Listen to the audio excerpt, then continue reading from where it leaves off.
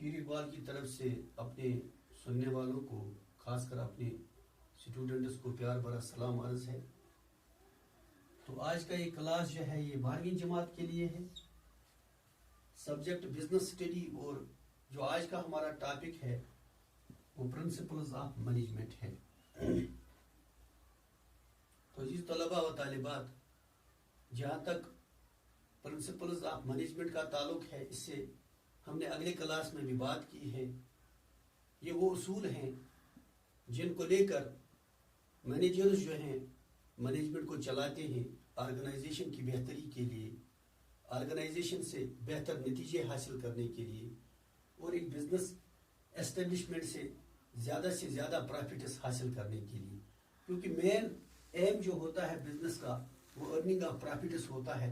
जब ये एम पूरा हो जाता है तो बाकी एम खुद ब खुद पूरी हो जाती हैं।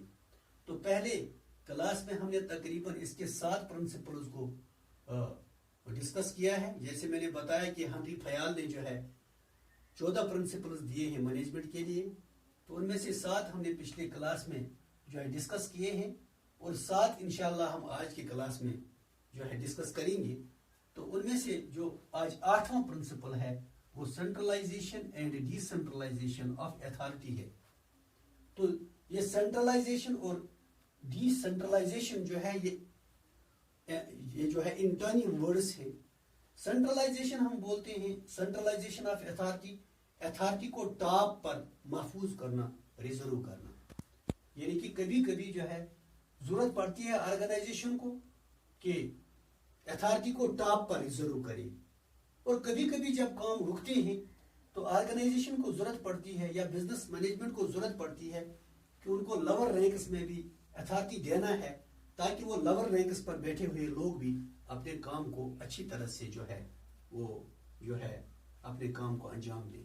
तो जहां तक रिजर्वेशन ऑफ अथॉरिटी का ताल्लुक है टॉप लेवल सेंट्रलाइजेशन का, ये उन मामलात में होता है जो प्रोसीजर्स पॉलिसीज के हवाले से होता है या प्लानिंग के हवाले से जो काम होते हैं। तो जो हाई अप्स के काम होते हैं तो वो उनके हाथ में रहते हैं, वहां पर अथॉरिटी को सेंट्रलाइज किया जाता है। तो जहां तक एग्जीक्यूशन ऑफ प्लान्स का ताल्लुक है कि जो ग्राउंड पर जो है इन प्लान्स को एग्जीक्यूट किया जाता है, तो उन लोगों को भी इन प्लान्स को एग्जीक्यूट करने के लिए जो पावर्स चाहिए वो उनको होने चाहिए। तो उस वक्त जो है कुछ पावर्स जो है लोअर रैंक्स को भी जो है असाइन किए जाते हैं, जिनके जरिए वो अपने काम को अच्छी तरह से एहसन तरीके से अंजाम देंगे। तो उसको हम डिसेंट्रलाइजेशन बोलते हैं। उसके बाद नेक्स्ट प्रिंसिपल जो है दैट इज स्कॉलर चेन।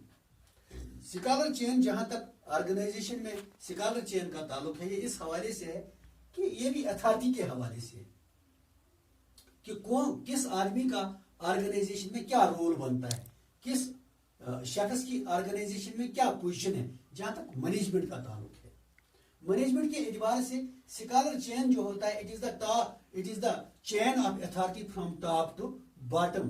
तो ऐसे अगर हम बनाएंगे ये चेन ऑफ अथॉरिटी है from top to bottom, from for example flow of authority from top to bottom, कि किस तरह से जो है टॉप टू बॉटम जो है अथॉरिटी को जो है शेयर किया जाए, इस अथॉरिटी को यूटिलाइज किया जाए। तो अक्सर हम देखते हैं आजकल हमारे एस्टेब्लिशमेंट्स में जो सीनियर मोस्ट होते हैं या जो ज्यादा एक्सपीरियंस होते हैं वो टॉप ऑफ द रैंक में होते हैं। जब वो मौके पर मौजूद ना हो तो जो उनकी जगह दूसरे नंबर पर होता है वो एज हेड फंक्शन करता है। जब वो भी ना हो तो फिर तीसरा फंक्शन करता है। जब तीसरा ना हो तो चौथे की बारी बनती है। ऐसा ना हो कि अगर नंबर 1 नहीं है तो जो है अगर नंबर 1 नहीं है तो नंबर 4 उसकी जगह छलांग मारे। तो इस तरह से जो है एक तो कियास पैदा हो जाएगा लोगों के अंदर, जो बाकी लोग हैं वो इन्फीरियरिटी कॉम्प्लेक्स महसूस करेंगे। तो दूसरी बात यह है ये अथॉरिटी के साथ इंसाफ भी नहीं होगा। मोस्ट जूनियर लोग जो है वो आगे जाएंगे। So there will be a confusion, there will be no a clear cut defined authority in the absence of a scalar chain.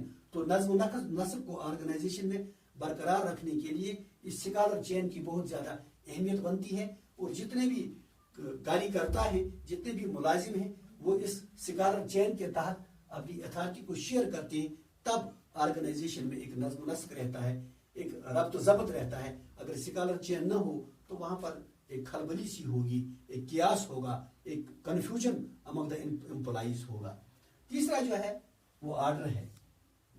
Order की दो बातें हैं। अगर हम अंग्रेजी लिटरेचर के एतबार से ऑर्डर को लेंगे तो डेकरी हो गया हुक्मनामा, यहाँ हुक्म से गर्ज नहीं है। यहाँ ऑर्डर जो है, ऑर्डर से मुराद है तरतीब, यानी एक तरतीब के मुताबिक जो है ऑर्गेनाइजेशन के काम किए जाए, according to the preferences, I mean to say, यानी कि जो काम आज करना है आज उसी को किया जाए। ऐसा न किया जाए कि आज के काम को कल पर छोड़ा जाए या कल के काम को आज किया जाए, यानी हर काम को, हर एक्टिविटी को तरतीब दिया जाए। There should be an order, A B C D E, preferential order, यानी कि this is the activity A, this is the activity B C D and E. तो पहले अपने ऑर्डर पर पहले ए को किया जाए, क्योंकि ए का नंबर आता है। इस काम का जिसका नाम हमने ए रखा है, आज इसी का नंबर है, यही किया जाए। ऐसा ना हो कि ए रह जाए कि हम आज बी एक्टिविटी करें तो ए अपनी ही जगह रह जाए। तो इसी का नाम है ऑर्डर, यानी जितने भी काम ऑर्गेनाइजेशन में हैं उनको एक तरतीब के लिए, एक तरतीब के जरिए, और उनको अपनी इम्पोर्टेंस के जरिए, और उनको अपने नंबर पर, अपनी जगह के मुताबिक उस काम को अंजाम दिया जाए। तब ही ऑर्गेनाइजेशन के काम जो है वो बेहतर तरीके से अंजाम पा सकते हैं, और ऑर्गेनाइजेशन जो है वो दिन ब दिन तरक्की कर सकता है, और ऑर्गेनाइजेशन की फंक्शनिंग में चार चांद लग सकते हैं। अगर इस ऑर्डर को मद्देनजर न रखा जाए तो again there will be a chaos, there will be a confusion into the organization. Next जो है वो है इक्विटी। इक्विटी यहां से मुराद है मसावात, इसको ऐसे उर्दू में हम बताएंगे इसको मसावात। हम देखते हैं कि हमारे ऑर्गेनाइजेशन में जो इसको चलाने वाले होते हैं वर्कर्स होते हैं, और उन्हीं के दम पर हमारा ऑर्गेनाइजेशन चलता है। तो मैनेजमेंट का ये उसूल होना चाहिए, मैनेजमेंट का ये उसूल होना चाहिए, प्रिंसिपल होना चाहिए कि हमारे ऑर्गेनाइजेशन के लिए हर एक आदमी जो है ऑर्गेनाइजेशन में काम करने वाला वो बराबर है। वहां पर कोई ऊंच नीच नहीं है, कोई जात पात का मामला नहीं है, कोई बड़ा और कोई छोटा नहीं है, कोई हमारे पास चहीता और कोई ना चहीता नहीं है। हमारे पास जितने भी लोग हैं वो सब ऑर्गेनाइजेशन के लिए एसेट हैं। हर एक शख्स को जब बराबरी के तौर ट्रीट किया जाएगा तो वो ऑर्गेनाइजेशन के लिए भी यकसंगियत के साथ काम करेगा, वो ऊंच नीच महसूस नहीं करेंगे, वो इन्फीरियरिटी या सुपेरियरिटी कॉम्प्लेक्स उनमें पैदा नहीं हो जाएगा। तो इस तरह से जो है क्योंकि ऑर्गेनाइजेशन को इक्विटी यानी मसावात कायम करनी चाहिए, हर एक के साथ ऑर्गेनाइजेशन में बराबर का सलूक करना चाहिए। जितने भी हमारे मेंबर्स ऑर्गेनाइजेशन में होंगे, चाहे वो मैनेजमेंट से ताल्लुक रखते हो, चाहे वो वर्कर्स हो, चाहे लेबर क्लास हो, जितने भी लोग हों, चाहे वो टेक्निकल क्लास, जितने भी लोग हों, तो हर एक को जो है हमदर्दी के साथ पेश ट्रीट किया जाए, हर एक को हमदर्दी के साथ हमदर्दी के साथ बर्ताव किया जाए, और उनको ऑर्गेनाइजेशन का हिस्सा तस्वुर किया जाए। तब जाकर वो ऑर्गेनाइजेशन के लिए बेहतर साबित हो सकते हैं, एक एसेट साबित हो सकते हैं, और ऑर्गेनाइजेशन की बेहतरी के लिए काम कर सकते हैं। तो उसके अलावा एक और प्रिंसिपल है जिसको हम कहते हैं stability of the personal. Stability हो गया कि एक जमानत होनी चाहिए एक पर्सनल के लिए। स्टेबिलिटी ऑफ टेन्योर भी इसको हम कह सकते हैं कि देखिए अगर कोई मुलाजिम जो है ऑर्गेनाइजेशन के साथ काम कर सकता है, इसके लिए जॉब सिक्योरिटी होनी चाहिए। ऐसा नहीं है कि जब हमें जरूरत होगा हम इसको इस्तेमाल करेंगे, जब ये जरूरत नहीं होगा तो इसको मार फेंकेंगे, ऐसा मामला नहीं होना चाहिए। इसको एक इसके टेनर के लिए वहां पर एक जमानत होनी चाहिए, इसके लिए एक सर्विस रिकॉर्ड होना चाहिए, इसके लिए मुराआत होनी चाहिए, इसके लिए जो है इसके काम का मुआवजा होना चाहिए, इसके लिए राइट्स और ड्यूटीज होनी चाहिए। तो इसी को हम बोलते हैं स्टेबिलिटी ऑफ द पर्सनल। उसके बाद 13वां प्रिंसिपल जो है इसको इनिशिएटिव कहा गया है। इनिशिएटिव का मतलब है टू टेक द एक्शन, यानी कि ऑर्गेनाइजेशन को एक अपने वर्कर को इनकरेज करना चाहिए फर्स्ट स्टेप लेने के लिए, एक एक्शन लेने के लिए, काम करने के लिए।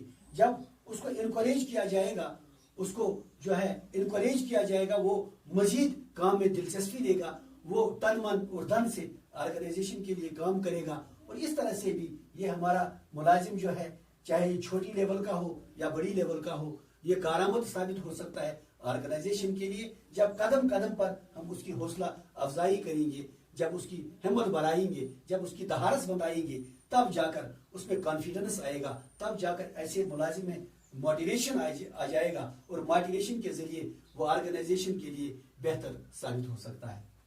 और लास्ट जो है इसका 14वां आखिरी जो है इसका प्रिंसिपल जो हेनरी फयाल ने दिए हैं ये प्रिंसिपल्स, तो इसमें आखिरी जो है स्पिरिट डी क्रॉप्स, इसमें हम बोलते हैं ये इसको टीम स्पिरिट कहा जाता है, टीम स्पिरिट, या उर्दू में इसको तालमेल बोलते हैं, तालमेल।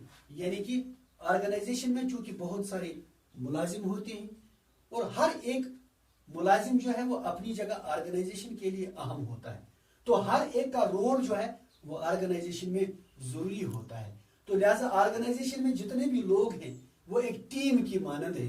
अगर सब अपना अपना काम करेंगे तो वो जीत जाएंगे, अपने मकसद में कामयाब हो जाएंगे। अगर एक आदमी काम करेगा, दूसरा उसका साथ न दे, दूसरा उसके साथ तालमेल न रखे, तो उस तरह से ऑर्गेनाइजेशन का काम जो है वो सही ढंग से नहीं होगा।